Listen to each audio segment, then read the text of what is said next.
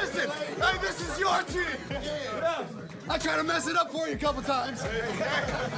But you wouldn't let it happen. Okay? It didn't matter. You just kept playing ball. Bryce Young.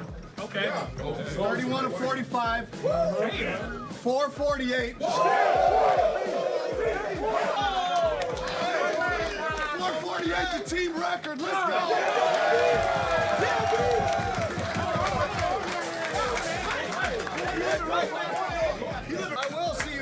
I will see you tomorrow. Yes, sir.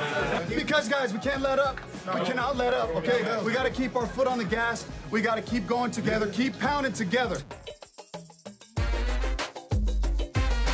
Fantasy Football Happy Hour with Matthew Berry. Welcome to the Fantasy Football Happy Hour. A happy Monday to everybody. That was Dave Canales at the top, firing up the boys. Absolutely. Love seeing him talking about how they keep pounding. Just an orgy of yards and points for the Panthers yesterday. Bryce Young, by the way. Bryce Young drinks free.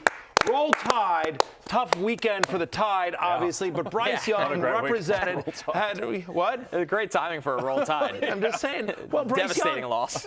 No, but Bryce Young, I'm just saying, that's what I'm saying. Tough weekend for the Tide, but, you know, for those of us who root for Alabama, we can hang our hat on a great day for Bryce Young and the Carolina Panthers, one of the prides of Alabama.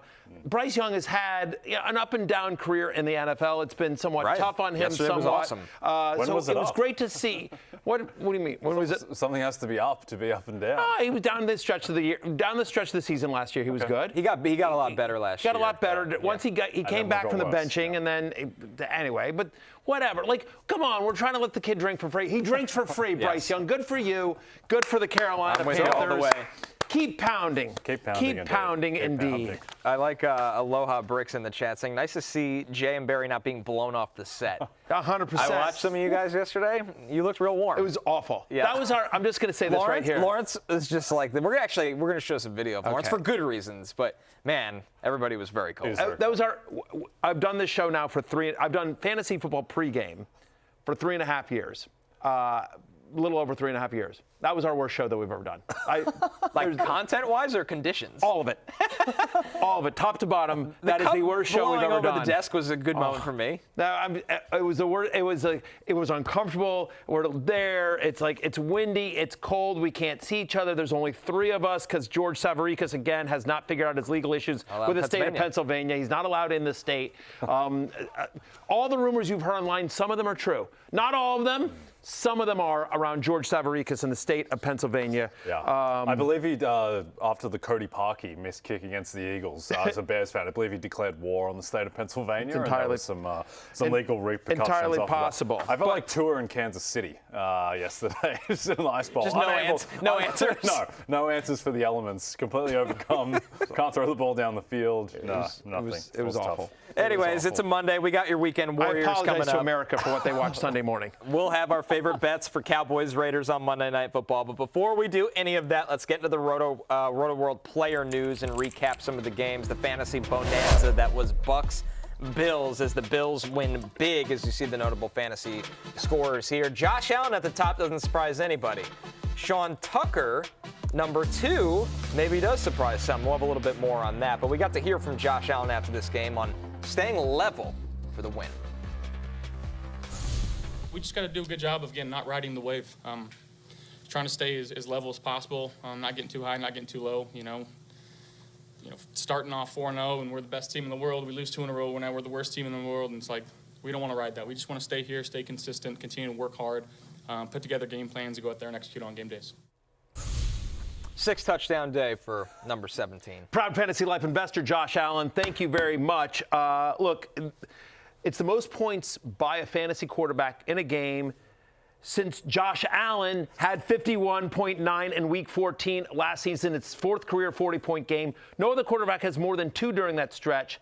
The last non-Josh Allen quarterback to have a 6-touchdown game, believe it or not, was Tua Tagovailoa in 2022. Roll Tide.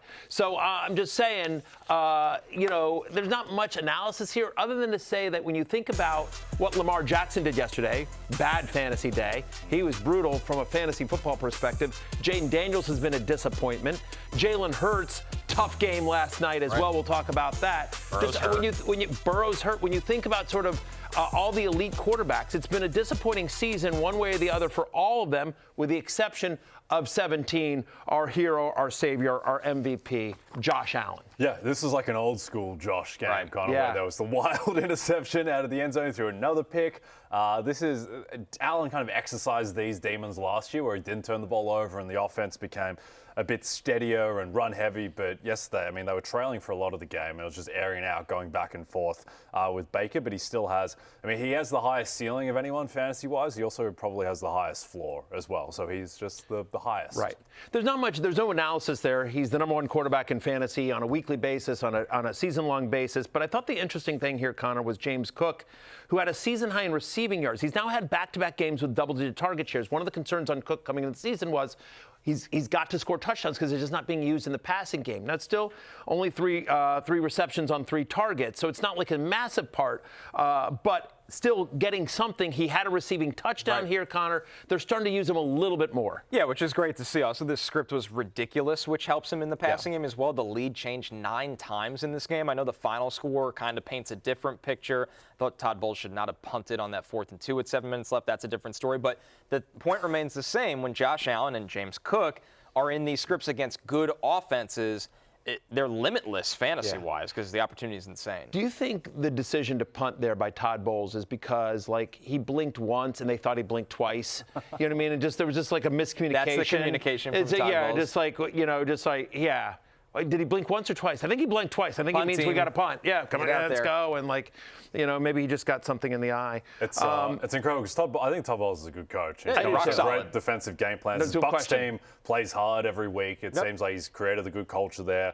I still remember him putting Jalen Hurts in an absolute blender when they played the Eagles in the playoffs a couple of years ago. But it's so weird. There's just no correlation whatsoever between being a good coach and making correct game management decisions around 4th downs and clock management and stuff. Like him not going for 2 again in the Chiefs game last year when the Bucs didn't have any players at the end of that game in prime time, like just over and over again. Particularly, it's like Josh Allen's on the other side. Like, I know, but they scored 32 points. They had a chance at this game at winning it, but that's an NFL discussion. The other thing that I think is interesting from this side, Keon Coleman, a healthy scratch. He missed a team meeting, blah, blah, blah. Fine.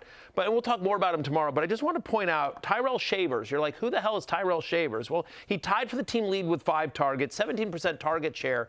And a friend of mine said, he reminds me of kind of Stephon Diggs. Tyrell Shavers. I think in terms of the game, lofty. But I don't know. We'll talk about more of him tomorrow. Yeah, but like, he had a strong camp, and I just think he's just an interesting name that you might gloss over in the box score. I think I want to talk about him a little bit more. Other side of the ball here in this game.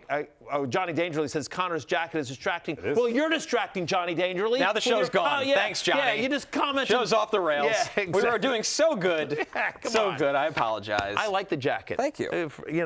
Like you're at least trying. This one. I'm doing my best. Yeah, I don't dress myself. I was going to say, I knew that was coming. I haven't dressed myself in years. He's not going to take credit for this. No. Anyway, I think. Did you wear this on Sims too? I did. I'm double dipping. You've got to it's tough because you've got to navigate. I know. Appropriate, for 2 different shows. It's not easy. Yeah, I understand. There's a good casual element to the show, though we've slowly upgraded each year. You're in a Josh Allen jersey today for the right reasons. Right. But I feel like if you looked at us dressing year 1 to this year, we look like adults now. Yeah, well, the NBC Sports Wardrobe Department, thank God, saved us from ourselves.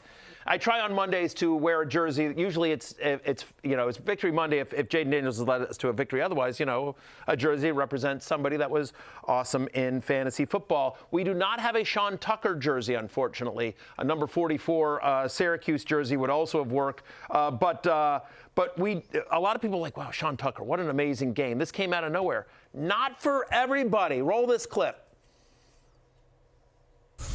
I got Sean Tucker here, and it's a desperation play because he's been playing less than 35% of the snaps the past few games, but Buffalo has the 3rd worst rushing defense in the NFL. They're tied for most rushing touchdowns allowed to running backs, and Sean Tucker himself, I think the Bucs really like him. He's had double-digit touches in 2 straight games, so we'll go with Sean Tucker for the desperation play.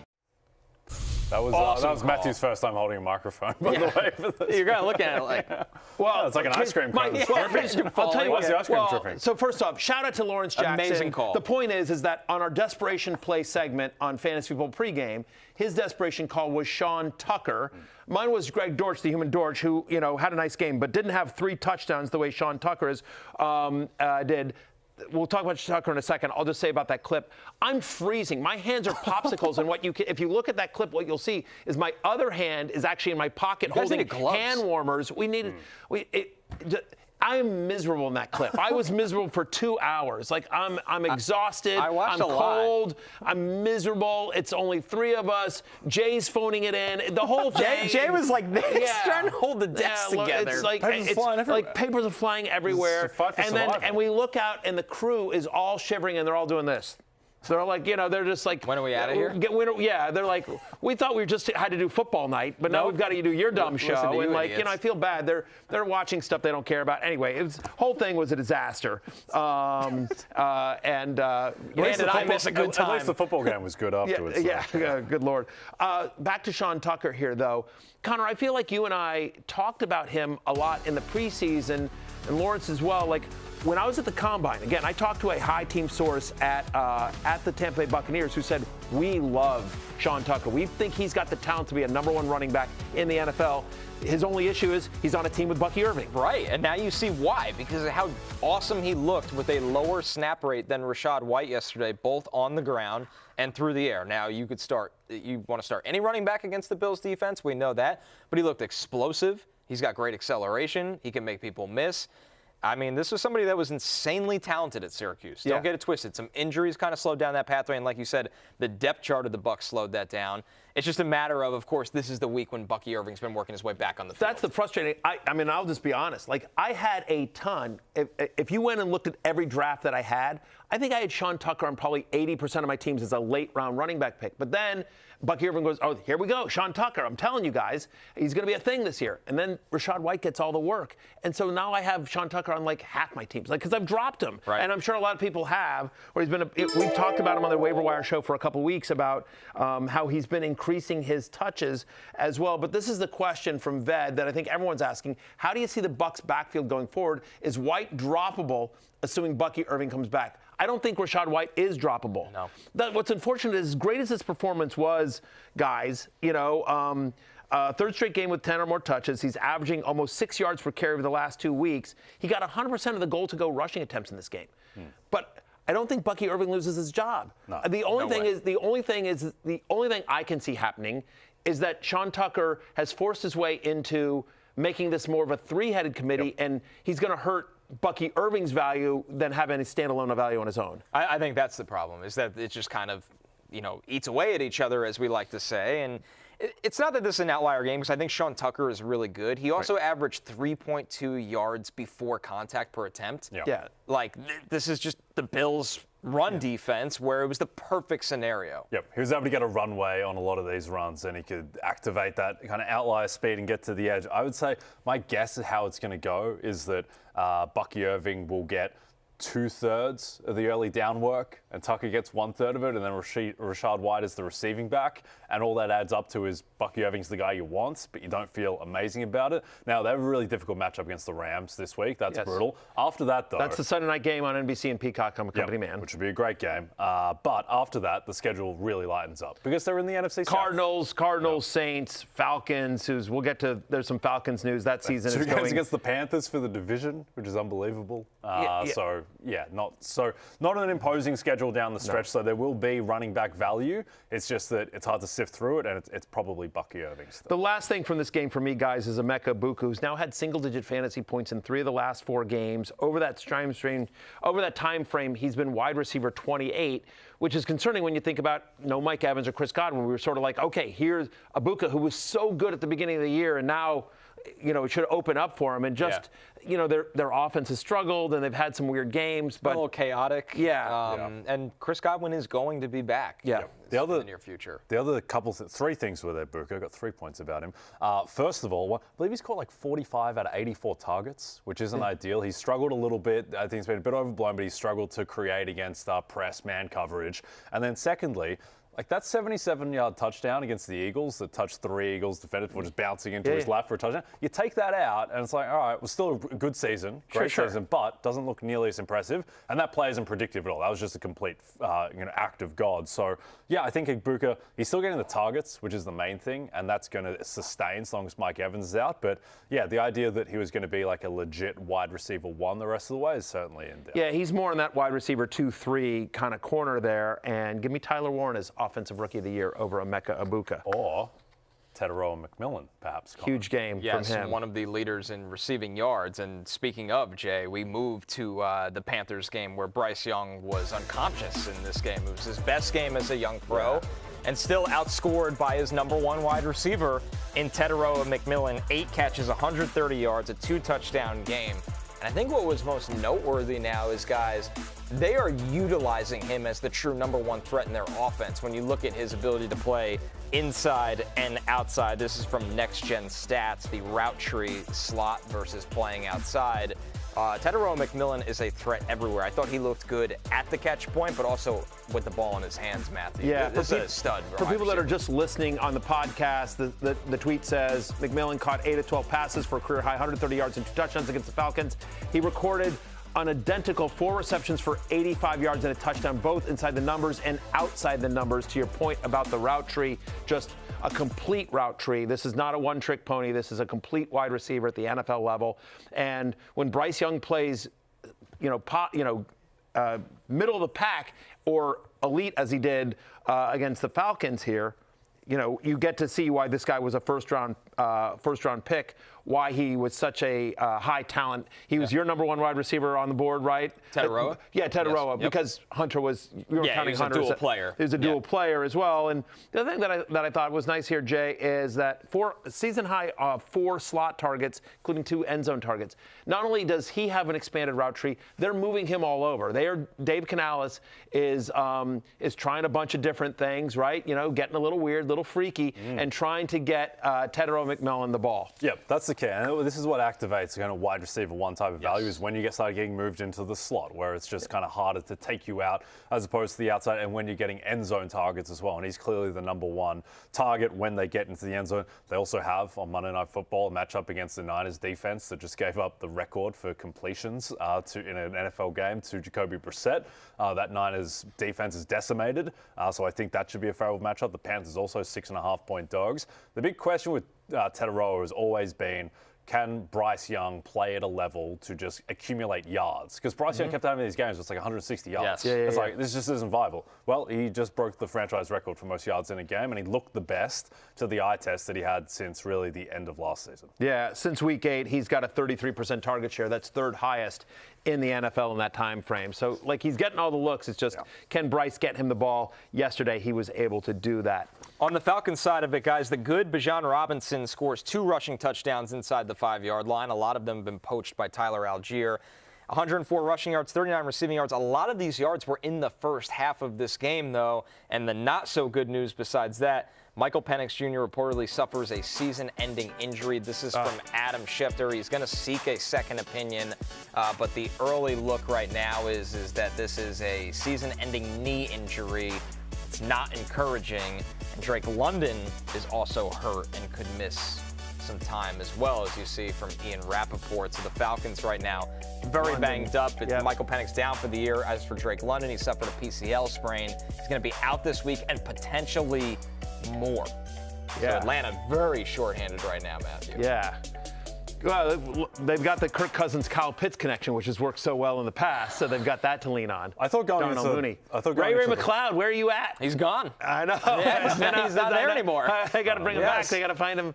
Yeah. I thought maybe going into the Dolphins game where Cousins started, that maybe because Cousins was very good fantasy-wise the first 8-9 weeks of last season. Yeah, he's fine. Then he hurt his elbow against the Saints. Yeah, and he was a Bucs merchant, right? Yeah, he's been the 2 games against the Bucs. Yeah. Total Bucs But he was merchant. still able to put up 500 yards in an NFL game. Right. But he did not look good against the Dolphins. He did not look good against the Panthers. Might just be I think it's just nearing done. the end. Yeah, I think it's just done. Some of the passes that he was throwing yesterday, and with no weapons as well, with Drake London out. I mean, it's Bijan and kind of again, Algier. he might now. Again, you know, he probably didn't. He might be a little bit rusty. Didn't get the first team.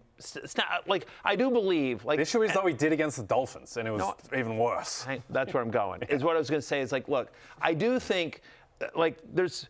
I've seen a lot of people have made this excuse for Shedeur Sanders, and we can get there, right? But that Shedeur, who did not look good against the Ravens when he had to come in for Dillon Gabriel. And the argument there is, and I buy this argument somewhat, not necessarily specific to Shedeur, but that it's different when a quarterback knows he's the guy and gets all the first team reps through practice, and you're putting a game plan together, the coaching staff is, that is specific to that quarterback, because there are things that Penix does well that they wouldn't necessarily do for Cousins, vice versa, right? And so I think going into this week, Cousins, who hasn't played very much this year, you know, the game plan was designed around Penix, and he didn't get a lot of first team reps. All that said, there's literally nothing we've seen in the past calendar year that makes you think, oh, Kirk Cousins is suddenly going to be the guy that we saw a couple of years ago, the guy that, you know, was so good in Minnesota. So I'm with you, and down all these weapons. I just, you know, to me the big thing is that Tyler Algier is going to have like legit RB2 value, because it's going to be all Bijan. Right. Like they might run the ball 35 times. Yep. Like, I don't know what else you're doing. Jonathan Medici, is this stock up or stock down for Robinson? I think it's stock up just because there's no one left on the team. And Drake London had such a high target share. Bijan Robinson might be the most targeted player. That's what I was offense thinking. going for. I think he's probably the favorite to be. And he's also clearly going to get carries en masse as well. So, yeah, I think kind of the issue with Cousins is very... 27 touches for Bijan in this game, you know, that Cousins came into as well. 2 touchdowns. Also, 3 goal line attempts. So thank God they actually used Bijan Robinson. What do you know? What an idea. The issue for me, Connor, with Cousins is very basic analysis, but the ball just doesn't zip anymore. Like, it just floats. It just floats out there. Right, and the upper body injuries. The only thing I could say is... the Achilles, like, it's hard. He's stepping into it, even though it could, that's such a devastating injury, especially to a quarterback who needs to step into his throws. Yep. I'm with you that at minimum feels net neutral for Bijan, but if you want to take the contrarian take of it, Penix was really good yesterday before he got hurt, which is more goal line opportunities for Bijan, and I know that also parlays into Tyler Algier. So hopefully Cousins just doesn't sink the offense entirely, where it takes away any touchdown equity from those guys. Here's if there's a positive, and I know it's a tough day for all of our Falcons fans, including Lawrence Jackson, but they're at New Orleans this week and then at the Jets. So, you know, in theory, like, the schedule doesn't get tough until 3 weeks from now. They're home to Seattle. At least that's a home game. You got a West Coast team traveling east, and they'll be in the Dome. And then they're at Tampa Bay. Yeah. So 3 of the next 4 are against past defenses or defenses that have more or less struggled. Tampa Bay's got a good run defense, but you can obviously throw in the Bucs. Yeah, Kirk reminds me of Peyton Manning his final year in Denver, where he won the Super Bowl, but there's just nothing left on the throws. Yeah. And he still can diagnose the defense and check into the right plays and everything, but it just doesn't seem like there's any ceiling with Cousins. All right, guys, our next game, the Niners blow out the Cardinals in a weird one where... Just think about they got swept by the Panthers. Think about that if we talked about that in Panthers are August. 6-5. I understand that. I'm just saying that from the Falcons' point of view, this is a team that spent $100 million on a quarterback, and it's just just a brutal... They have to be one of the most talented 3-7 teams ever. Yes. They really should have been the Colts. They should have been the Patriots. Yes. These are 2 teams that competing for the 1 seed. They've had some bad luck. I think there's been some bad coaching as well, and just, you know, They should have beaten the Bucs in Week 1. They should have won this game. They should be 7-3. Yes. But they didn't. And because of that, their season is nearing the end. But that's not the case for the Niners right now, as you see a lot of scoring leaders in this one. Yeah. George Kittle, after the game, had a lot to say about the return of Brock Purdy. Yeah. Friend of the podcast, George Kittle. I think I've only said this about 2 quarterbacks. Like, Brock's presence in the huddle is just so elite. And how he talks to the players, my wife's calling me. Yep, it's my wife. I'm so sorry. Don't tell her I ignored her call. I'm gonna get in trouble. But he plays the game with this joy that's so infectious, and it's just so much fun to play football with him. And especially 5 plays into the game, he hits me 30 yards down the field on a perfect pass. He was definitely feeling it. I think he's got the confidence. He's got his swagger. More people were celebrating with Brock after his touchdown pass with me. I was a little jealous. I hope when George Kittle does media after his career, they let him be exactly who he is. It would be stupid. It would be stupid to hire George Kittle and not let him do. But no suit for George Kittle. No, just that appearance. No, absolutely not. You got to show the tats. You got to don't make him trim his beard. All of it. Yeah. Like, yeah, you want the full Kittle experience. No, absolutely. And he was fantastic, and he's right about Purdy. Like, Purdy gives this offense an extra dimension that Mac Jones, who is a very capable steward, he just doesn't have that level of upside, doesn't have the ability to create outside of structure like Purdy does. Like, with all the jokes about Purdy, like Purdy was minus 250 with 2 weeks to go in the season 2 years ago to win MVP. Like, he played at that level. Purdy is good. Yeah, he is an excellent. He is at worst, the top 12 quarterback in the NFL, and he got paid $250 million for a reason. Yeah. And if your defense is down in the secondary, like Arizona was, then he's going to torch you. And they have their weapons back now. That's the the other thing. thing. And the O-line is healthier, and I think better than it was 2 years ago, frankly. And so we'll see what happens with Ayuk if he ever gets back. But between McCaffrey, Pearsall, Kittle, Juwan Jennings, who looks healthier as well, this could be a top 3 offense in football the rest of the way. And they have a super easy schedule too. They just play basically suspect defenses and suspect teams the rest of the way. So I think that, Purdy is a QB1 going forward. They're home to Carolina, then at Cleveland. They've got a bye, and then home to Tennessee, to your point there, Jay. And, look, Purdy, doesn't get you a ton with his legs, but again, the offense is so elite. The other thing is he's also got an elite play caller that, as his head coach. Does Brock Purdy work if he gets drafted to Tennessee the way Cam Ward did? Not convinced, but he's landed in a situation that is perfect for his skill set. Credit Kyle Shanahan, John Lynch, and the 49ers organization for putting him in a position to succeed, surrounding him. Well, and he has taken advantage of that opportunity. Multiple touchdown passes now in all 3 of his starts this season. He's averaging 17.9 fantasy points per game. He's a low-end, locked-in QB1. Sacramento 1 says, talk about off the rails. Can you imagine Kittle and Barry pounding wine coolers? What do you think of that? 1,000%. I misread that after pounding. It's terrifying. Yeah, we'll keep pounding. Yeah. Honestly, you know what? I will just say this right now, and maybe hopefully this gets to George Kittle. Proud Fantasy Life investor, George Kittle, by the way. Him too. Your army expands He day by day. He was in our last round. And in fairness, he's through a fund and that he's an LP in, blah, blah, blah, blah. But George Kittle is on my cap claim table. him? Okay. No, he's on my cap table. George Kittle has equity in Fantasy Life. But what I will say is... Does he know? Does he know he has equity? I think his dad does, for sure. That much I know. But what I would say here is, in all seriousness, is that if George is listening, or anyone that's in George's world, if George would like to do a podcast called Pounding with George and Matthew, I'm down. And the subject can be whatever you want. Your people should pitch that to me. I'm just saying. Tell me that's not great. Yeah. We'll put it on Peacock. Come on. Got a chance. Pounding on Peacock with George and Matthew. It's not your worst idea. I'm just saying. We'll have Dave Canales as our first guest. Oh, my goodness. God. Let's go. It's a Monday. All right, back to the game. The Cardinals, Jay, are kind of forming a fantasy Ponzi scheme here. I don't know what this Get blown team out in the is. first half, then rack up insane garbage time points through Jacoby Brissett to Trey McBride and Michael Wilson.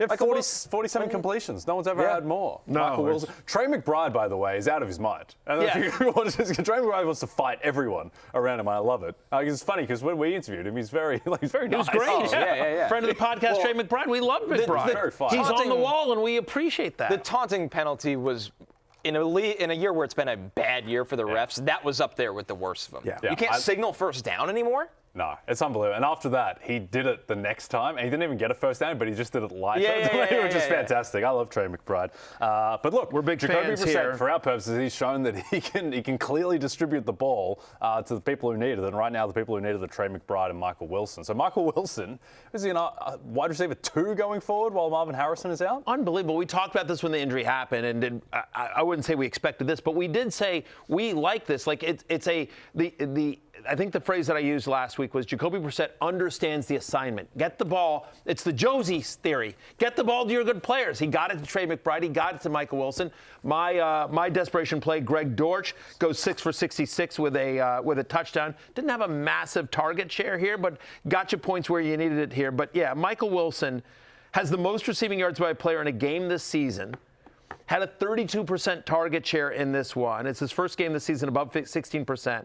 He was averaging just 25 yards per game. Now, the question here is, what happens? It's the same with Sean Tucker. Like, as brilliant as this game was with Michael Wilson, if Marvin Harrison Jr. comes back this week, we don't know. We knew he was going to miss just this 1 week with the appendicitis, and it might be longer. So we'll track that as this week goes on. But I feel like if Marvin Harrison Jr. comes back, then it starts to, like, thanks for your service, Michael Wilson, but hard to count on him for consistent fantasy production when you've got MHJ and McBride. But it was an unbelievable game for him, and it's just nice seeing that that when given the opportunity, Wilson has that skill in him. Jacoby Brissett, by the way, is like Joe Flacco West. It's the same thing. Like he chucks it. He doesn't care. He's got 0 F's left to give at this stage of his career. They're down big. Yeah. Well, I don't understand is how you can he's good enough to get the ball to, his play. He's a professional quarterback. I don't understand how you can set the NFL record for completions in a game and only have 21.9 fantasy points. Right, it seems almost impossible. Damon Troy, by the way, said Brissett is the new Blake Bortles, saving fantasy lives by the millions. That is a great call. Although I would argue, Flacco is the new Blake Bortles, and Jacoby Brissett is the new Flacco. Flacco at this stage. Flacco's out. Flacco's got to resign from the mantle after yesterday. He did nothing. It was a tough one. Yeah. The pick six was the final. That was a tough day at the office. So I don't know that there's much more to take about this, but just since taking over the starter, again, Blake Bortles, for all of Blake Bortles' flaws and sins, he was a top 12 and top 10 fantasy quarterback because he was a junk time merchant. It was unbelievable. And so, Jacoby Brissett, since taking over the starter, he's QB4 on a fantasy points per game basis, right? He's been a top 12 quarterback in all 5 games this season. Like, he's a QB1. He's doing what Kyler couldn't. Kyler wasn't a QB. Kyler was not a top 12 quarterback every single week. Jacoby Brissett is. They're home to Jacksonville next week, then at Tampa Bay. So the next two line up pretty well. Just last thing on this game here. There's been 14 games between Brock Purdy and George Kittle when they played together. And in those 14 games that they've completed, that they both stayed healthy throughout the game, George Kittle is averaging basically 17 fantasy points a game, 16.9 to be specific. So, it's just that connection is awesome. There's an argument to be made that, Kittle with Purdy is right there with McBride. Yep. And Bowers is like number 1 tight end in fantasy. Like, they're all like. Those would be the top 3, those 3 and Tyler Warren. Yes. Staying in this division, guys, a game that did not live up to the fantasy potential. The Seahawks lose to the Rams in a game that came down to a field goal. The Rams' passing game finally slowed down a little bit. JSN still gets his, going over 20 points, as does Kenneth Walker. A.J. Barner, the next player on this list, as the Rams are all grouped together. Solid day for Kyren Williams. Okay day for Puka Nacua. Devontae Adams just has the touchdown. Matthew Stafford, by his standards, not a big day as well, although right now, the Rams are the favorite to win the Super Bowl at plus 550 after this win. Stafford's MVP odds a couple weeks ago gave that out at plus 550, is now plus 150. On the Football Night in America podcast that we did last night, we were asked, Maria Taylor asked all of us, who's the best team in the NFL? My answer was the Rams. I'm with you all the way. But they've got a quarterback that's as good, is playing as well as any quarterback in the NFL. They've got a pretty good defense. Obviously, Puka, Adams, Kyren are all elite at their position. And Sean McVay's as good a coach as there is in the NFL. Top to bottom, you want to argue the Eagles, you want to argue the Patriots. I get it. They're right there. But for me, I think the Rams are the best team. This was an impressive win. There was not a quarterback going into this game hotter than Sam Darnold. There were other guys. May has played really well. Stafford's played really well. But Sam Darnold's been awesome. And then goes into this game. They get 4 picks on him. Credit to Sam Darnold, by the way. They still had a chance at the end, even with 4 interceptions. Right. But poor Sam Darnold, he has a thing with the Rams. You think about last year at the end of the season, and now this one, 4 interceptions. He's now had back-to-back games with under 5 fantasy points, 1 touchdown, just 5 interceptions, 2 lost fumbles in that time. 1 or fewer touchdown passes in 3 of the past 4 games. The one game that he didn't was, of course, the Commanders game, in which I think you could throw for 250 against. So, Jay Croucher, as the table's biggest Sam Darnold supporter, how worried are you?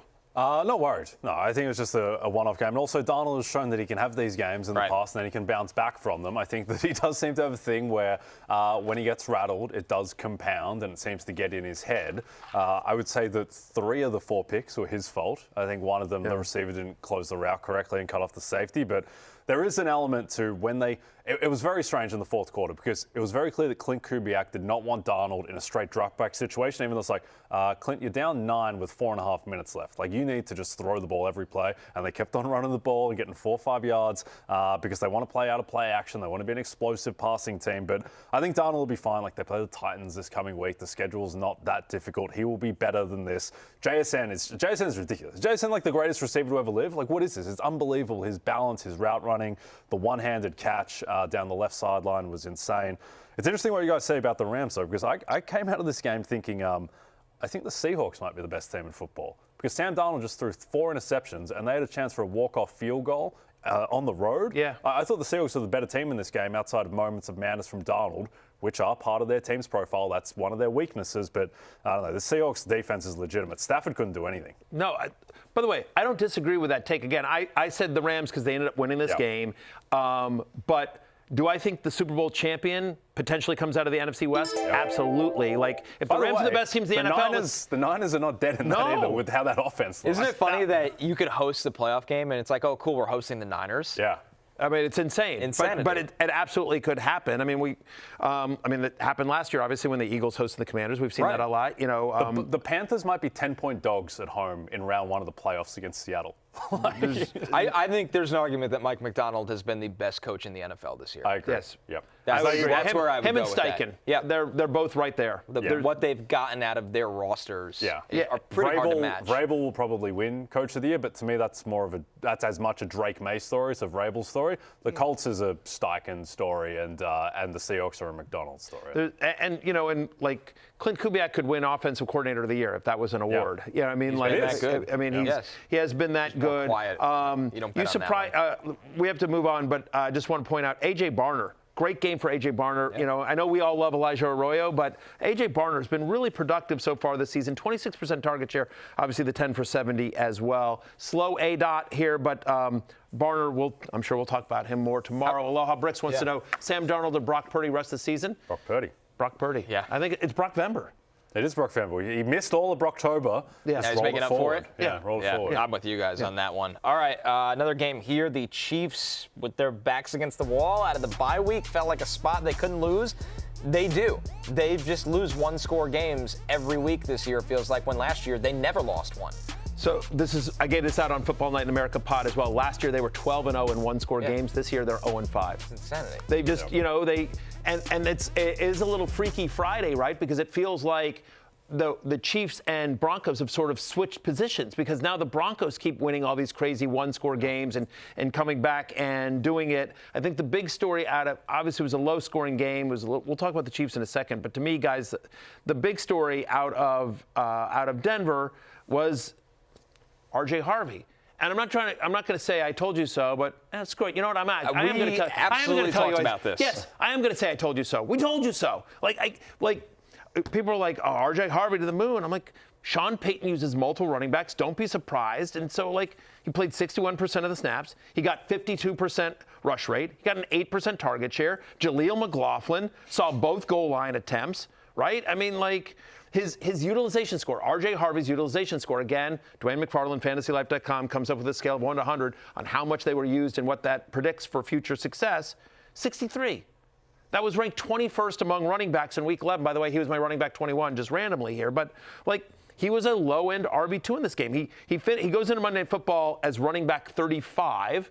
Had he gotten into the end zone, he's probably in the 20s. But, it's a committee. But that's the problem with Sean Payton's offense, is that as the lead back, you don't get into the end zone. He was doing this to J.K. Dobbins. Yes, sir. Yeah. So it's just the wheel always turns to somebody else. Yeah. To me, the story out of this game, in a way, though, was Patrick Mahomes and the Chiefs' offense. They end up closing 4.5-point favorites on the road. We talked all week, and the football world talked all week about how this is a got-to-have-it game for the Chiefs if they want any part of the division. If they lose to the Colts next week, they may miss the playoffs. 27-4. Yeah. Andy Reid, including playoffs for his career out of a bye, is 27-4 going into this game. He's now obviously 27-5. Yeah, there are better stats to encompass a quarterback's value than passer rating. Patrick Mahomes is 15th in the NFL in passer rating. He has all his weapons back now. The offensive line, I know the Josh Simmons situation isn't ideal, but still, Mahomes has not been the same guy. Travis Kelce has a fantastic day, but outside of that, Rashee Rice has a bad drop, is largely unsighted despite the targets. Xavier Worthy is a gadget player He's not now. dangerous at all for a first-round pick. No. So it's a bit of a mess there. And Patrick Mahomes,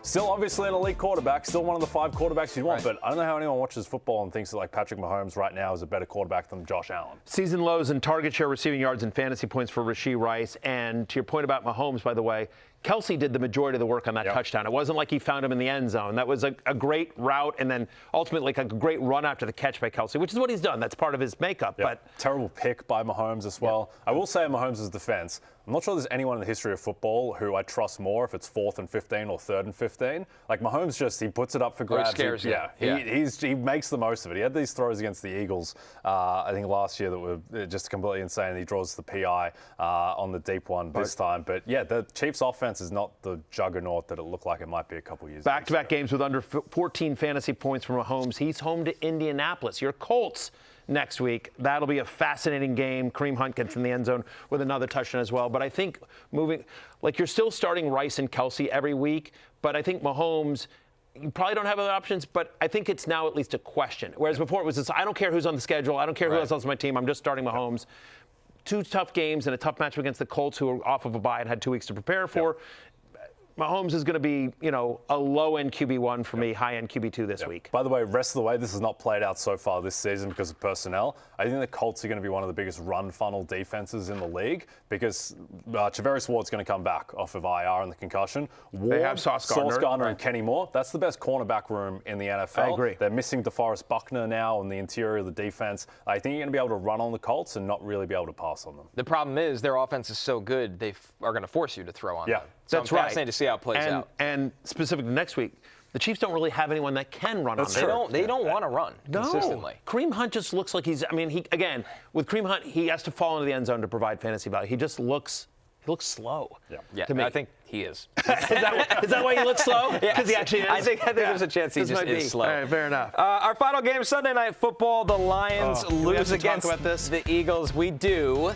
No 20-point scorers in this one. Jameson Williams is back since Dan Campbell is calling plays. Jahmyr Gibbs gets his yardage. That's it. There's really no other fantasy production in this game. Matthew, the Eagles passing game, how much do you want to just put your head through a wall right now? It was brutal. So my 3 play last night, Gibbs over 70 yards, cashed. Easily. Eagles -2.5, cash. Jalen Hurts 180 yards. Like, you're a professional quarterback. You should be able to get 180 yards against a Lions secondary that isn't great and was missing a couple of starters. And by the way, Hurts had gotten to 180 yards in 4 of the last 5 games, including that brutal Packers game. The one game he didn't get to, it was 179 yards. And you're like, you should be able to get to, 180 yards, and he doesn't even come close. 135 in this game. He was brutal, and they made it. They were force-feeding A.J. Brown in this game. A.J. Brown, I'm like, how do you have under 60 yards with double-digit targets?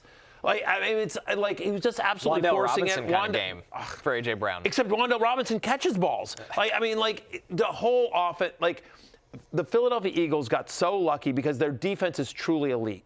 It's an unbelievable defense. Howie Roseman is general manager. He's like general manager of the year every year, right?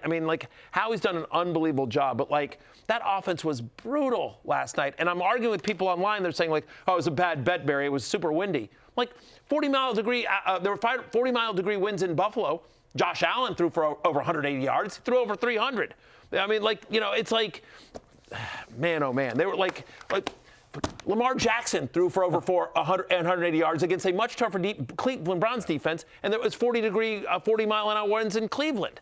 No, Hurts was just bad last night. The whole offense is a disaster. Yeah, a guy who wasn't bad, though, was Jameson Williams on the other side of the ball. Second straight game where he delivers and overachieves on expectations. I thought he was going to struggle in this matchup. He was kind of the one guy who didn't. At the same time, I don't think he's a locked-in every week starter just because, he had 4 catches. He happened to house one of them, gets a deep reception. Ultimately, I think you feel a lot better about Jameson Williams' outlook with Dan Campbell. He's 2 for 2 good games with Dan Campbell calling the plays, but there are just going to be weeks where they just run the ball a ton and they're playing with more of a lead. It is promising that he's being used as the primary read, though. There's no question about it. The Eagles play Cowboys next week, so maybe their offense gets on track. Maybe. Devontae Smith, that was my best bet. First game since week 6 with a below 30% target share for Devontae.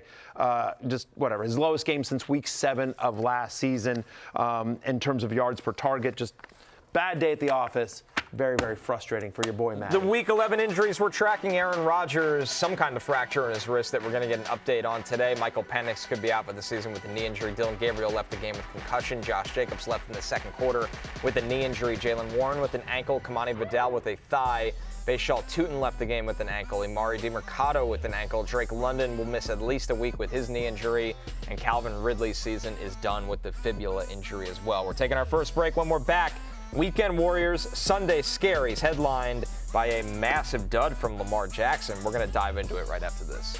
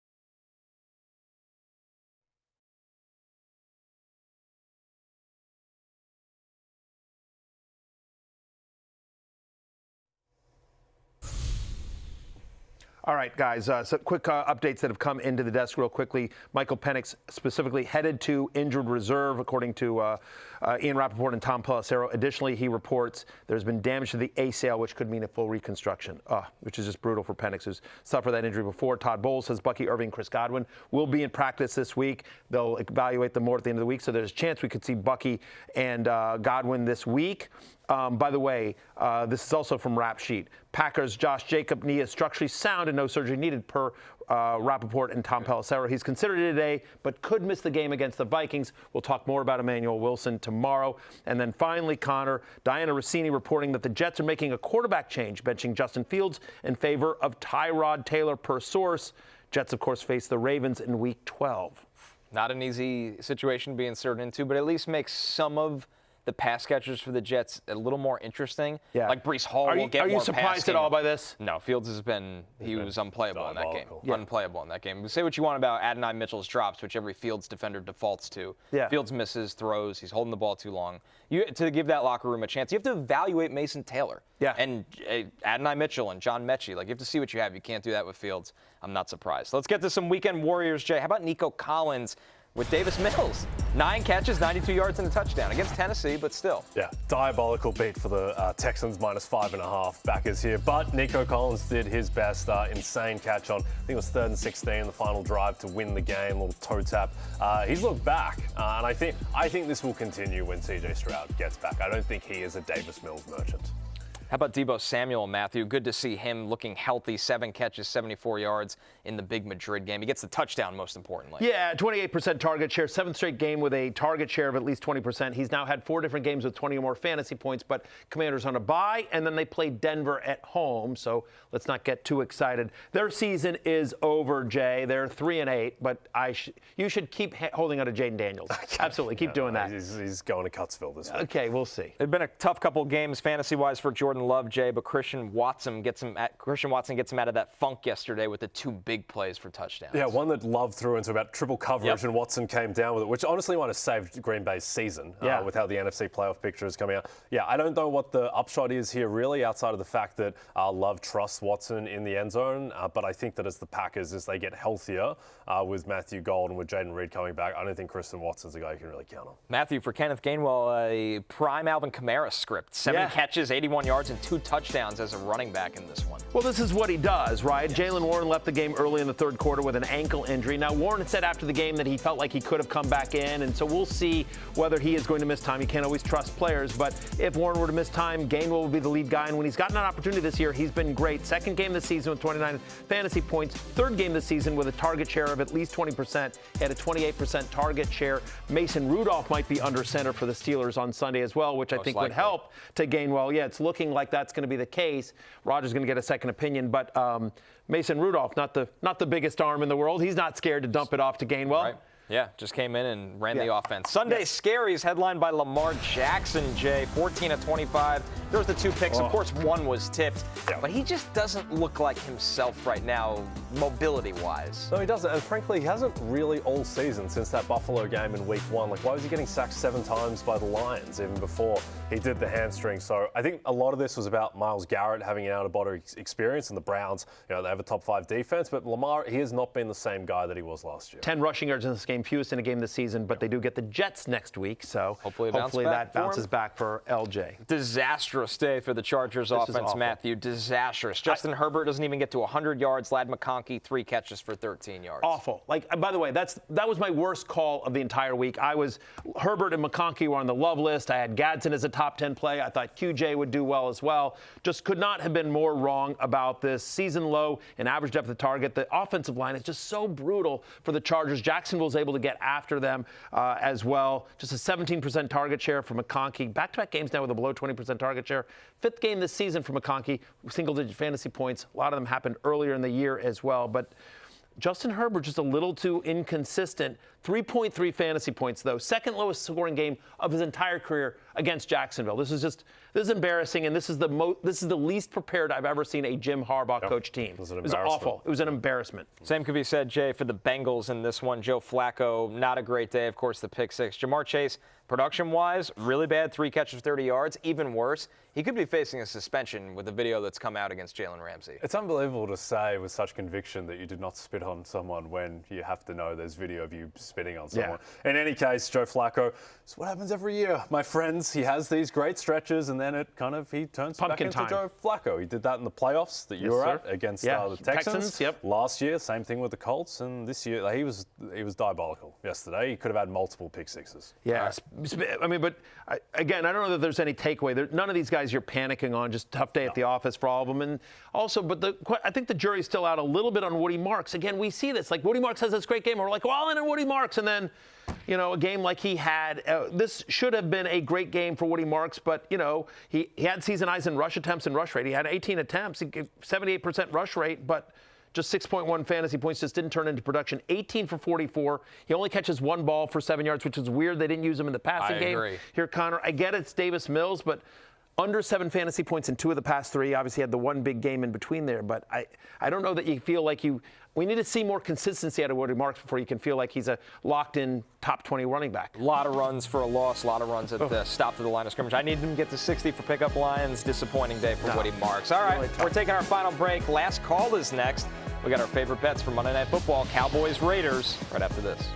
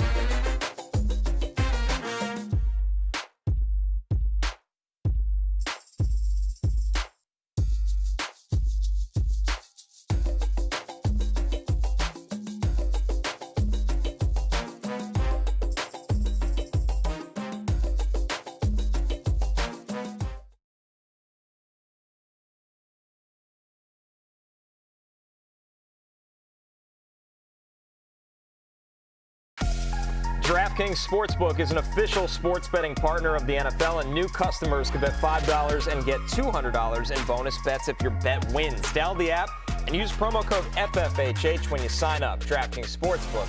Crown is yours. Crown is yours. Crown is yours. Will it be ours? Here's the most bet Monday Night Football props on DraftKings. Jay, what do you like in this game? I'm going to take the Cowboys -3.5. Nice. I think Quentin Williams is going to revolutionize this defense. My man Donovan Ezaraku is playing a lot better as well. This Cowboys defense, I think it's going to be great going forward, but I think it will be much more respectable. Yeah. What about you, Matthew? I'm going with the Ashton Jeanty over 17.5 receiving yards. Cowboys allow the third most receiving yards per game to running backs again with that line with Quentin Williams. I think one of the ways they'll get the ball to Jeanty is throwing it. He's had 5 targets each of the past 2 games. 10 different running backs have gotten at least 20 receiving yards against the Cowboys. I say Jeanty is number 11. Give me the over 17.5 receiving yards for Mr. Jeanty. Despite the debut of Quentin Williams, the total for this guy is still really high, 50.5 points. And for that reason, I'm going to take the under. The Raiders, the under has hit in 6 of their 9 games this year.